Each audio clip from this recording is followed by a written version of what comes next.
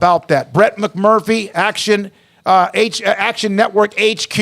He's been all over this from day one. He was on last week with Paul and Craig. Brett, thank you so much. Let's start with your story. I know Oregon and Washington are another thing, but is it really true that they have until the end of this week to say yes or no to the Apple offer, Pac-12? What kind of question is that? Is it really true? Come on, man. This will be a short interview. Brett, I'm actually saying that like in jest, that they waited until the last week to give everybody the figures, and with less than a week on the deadline to say yes.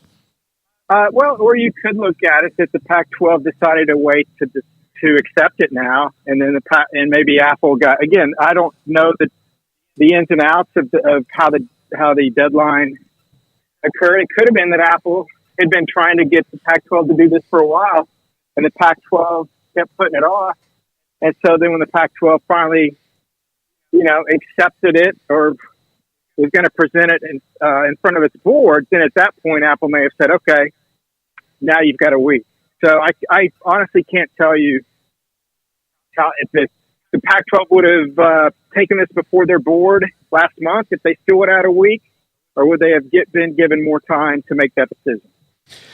So Arizona's always been at least open to the idea, it seems. I mean, while they're not publicly, they've always kind of, when public statements, made it seem like, look, this is what we hope to get from the TV deal. If we don't get this from the TV deal, then we investigate our options. Is where Arizona State was always, we're a Pac-12 school, Pac-12 to the end, Pac-12, nothing's going to be wrong.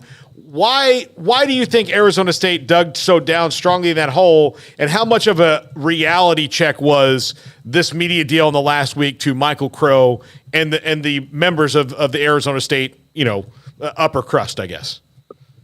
Well, I think pretty much all the Pac-12 members, if they could, I think they would prefer to stay in the Pac-12 if they had a media rights deal that is, within shouting distance of the Big 12 and the ACC. I think that's their prerogative. It makes sense. You're with schools you've been aligned with for 20, 30, 40, 50 years. You're on the West Coast. They do value academics. That's a big deal to their president.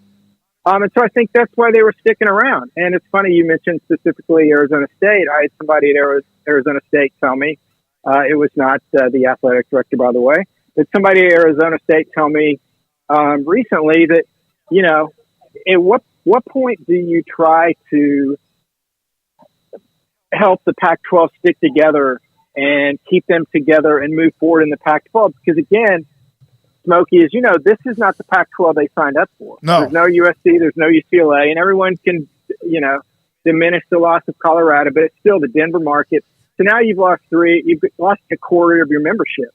It's not the same Pac-12. So do you fight to save that when it's not what you signed up for, or do you, option B, which I was told, is basically say, hey, we got to look out what's best for our university. We got to look at what's best for this school, for this athletic department, not just, again, I think a lot of people get so in the moment. This isn't a 2 or 3 year deal. This isn't a 6-year deal. This is a 20-year decision. And so I think most people, like you and I and others that have followed this pretty closely, if you just look down the road a little bit, you realize the Pac-12 is only going to stay alive as long as the Big Ten doesn't come in and grab somebody, or until some Big 12 schools grab some teams from the Pac-12. And so it's not when, it's just if. And so I think that's maybe why Arizona State, recently seems to be coming around to accepting the fact, hey, we may need to look somewhere else. But I totally understand why, all the schools, have been very, at least at the outset, optimistic of trying to stick together. But then when they finally got the numbers back, and as I reported, they're in the low 20s. That's a pretty big jump. And then, with the incentives for more subscriptions with Apple, hey, that's great. But you know what? It's not great at. It's not great at budgeting your revenue for the next 5 years. You can bottom the baseline, or you can budget the baseline of that, but you have no indication how much above that number you will go. So that's, as I was told, that's very challenging for athletic departments to do, not knowing, like the Big 12 knows, 31.7 from 2025 to 2031. You pencil that in, and then you move on to figuring out other things. Brett, so Oregon and Washington, obviously the Big Ten is apparently looking at least the option of expanding, whether that's because they see an injured animal or not in the Pac-12. They're the ones that probably ones that took the first shot with USC and UCLA. You have told me, you and I earlier today, that Washington and Oregon, they've already been vetted. Is that right, by the Big Ten? Yeah, I had forgotten this, but back in August, last August, 13 months ago, losing track of time here. So last August, I had reported that Oregon officials met with Big Ten officials in Chicago. Washington officials met with Big Ten officials in New York. Then Commissioner Kevin Warren and none of the ADs were present. This was simply the lawyers, general counsel, and money people sitting down and going over all the financials and making sure, from the Big Ten perspective, that Oregon and Washington checked all the boxes that they wanted: academics, financials, laundry list of things. I was told sometime after those meetings that they were, quote, vetted and cleared to join the Big Ten if, and this is a big if it made sense financially with the Big Ten adding them to the conference as far as their network partners were concerned. Well, I didn't realize that I had not reported the vetted and cleared thing. I thought I had. I reported the meetings in Chicago and New York until I guess I did your show a couple of months ago, and you asked me about it, and I said, "Oh yeah, they've been vetted and cleared." And then I look, and there's all these references to your show and my quote, and I'm like, "Oh wow, I guess I didn't ever put that on my Action Network site." So faux pas by me. But yeah, this is not, what's been reported today about what Big Ten presidents have authorized and all that. Dude, this is old news. This happened last year. They know everything. I was told by somebody from the Big Ten today. We know everything there is to know about both schools. Now it's just a matter of fact, can we make out the financials with Fox, CBS, and NBC? And also, I know this will sound weird, the Big Ten doesn't want to be viewed as the villain. They don't want, as I reported, the Pac-12's, quote, blood on their hands, which is ironic because they're the ones that basically started this whole mess. And if you're a fan of Monty Python, I respect you even more. If you're not, I'm disappointed. But it's like the Monty Python movie where he cuts off his arm and says, well, it's just a flesh wound. That's what the Pac-12 did with the Big Ten. And now it's to the point where, will the Pac-12 have any arms and legs and just be sitting? That's a great analogy, Brett. That only a flesh wound, it'll be fine. And then the Big Ten, the Big Ten pretending like they don't have anything to do with this is like, no, you totally do. You started the fire. Right. Yeah, absolutely. What did you say yesterday, Paul? Brett, listen to this analogy. Somebody's thrown off the building, they hit the concrete and die, and people want to blame the concrete. Is that right? Like that's the analogy you used yesterday, Paul, right? Yeah. Brett McMurphy, pretty much, yeah. Action Network HQ with us today on 365 Sports. So how do you think the Big Ten thing obviously would move slower than any of these Big 12 situations? I don't think they're going to move until we see a resolution with Arizona and/or Arizona State. Again, they know everything they need to know. If Arizona and/or Arizona State make the jump, I think it would be fairly quickly. If the Big Ten wants to make the move, that they would make the move. I mean, they've got all the information they need. It's just, figuring everything out with the TV partners. And again, if it makes sense, I was told, no surprise here, Oregon and Washington would come in at a reduced share. Well, guess what? A reduced Big Ten share is still going to be more than what you would have gotten in the Pac-12.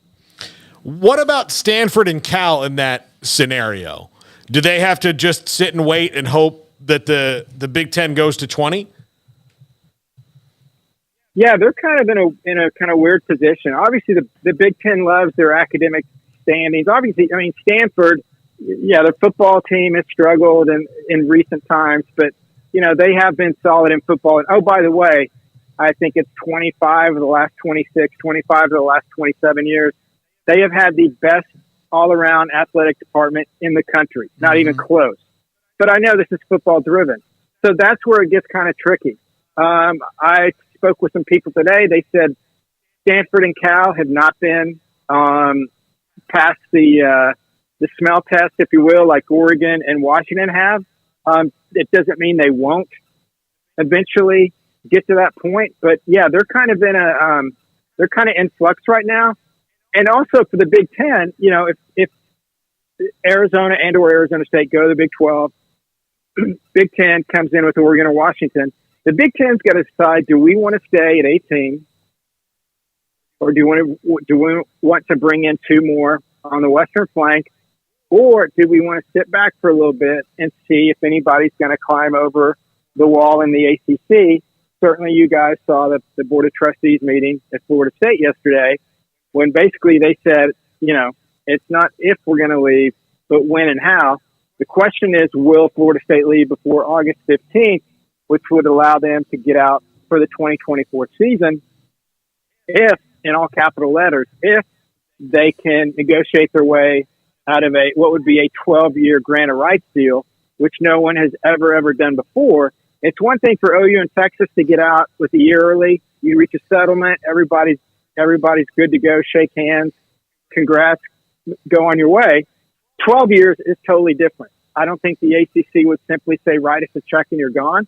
I think they would fight it, because they know if Florida State jumps the wall and gets out, that Clemson, Miami, North Carolina, you know, it could be quicker to list the schools that don't try to get out, actually, than others, because they're looking at the greener pastures of the Big Ten and ACC.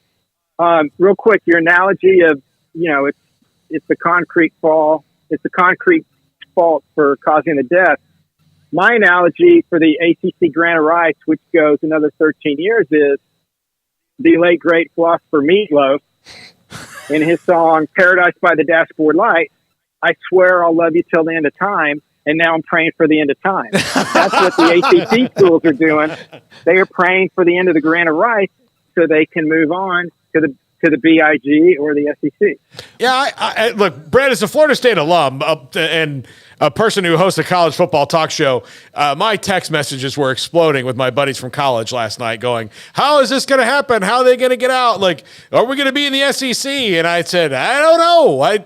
Their plan right now seems to be really loud and mad about it and work out the rest on the back end. I'm not like, they're the most confusing realignment issue, I think, maybe ever. No, they're not. The Pac-12 is. Well, the Pac-12. Well, now, yeah.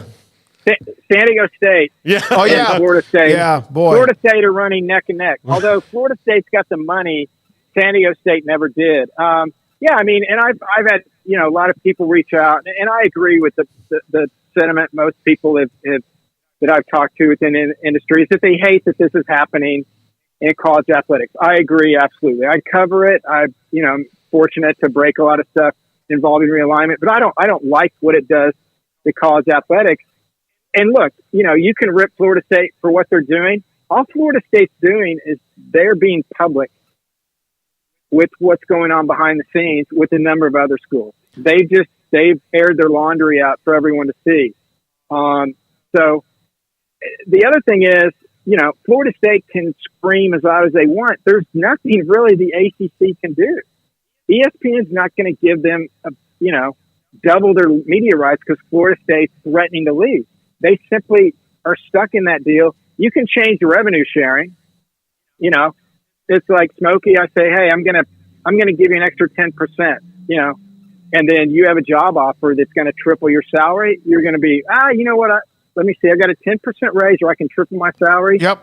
Hasta la vista. And that's basically how it is with Florida State. Last thing, Brett, there's a writer who covers Washington making this comment a minute ago that the Board of Regents at the University of Washington have scheduled a special meeting for tonight, 9 o'clock. I'm sure that's Pacific Coast time.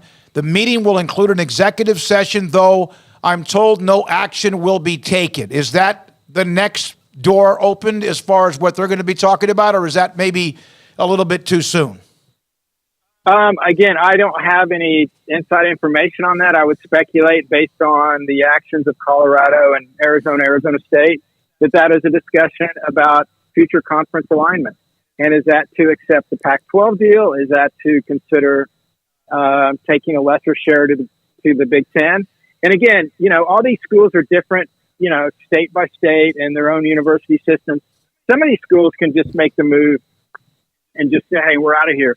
Other ones have to go through the process of going before the Board of Regents, having a public vote, going through executive session and all that stuff. So, I don't know, but, this maybe this is the finale for Pac-12 After Dark, because that'll be midnight Eastern time. So we'll have to see. Thank you, Brett. Great stuff. And I know it's not done, but you have been amazing with it. We appreciate your time. You've given us a lot of it. Thank you for your time. Brett McMurphy, Action Network HQ. We're going rapid fire here in this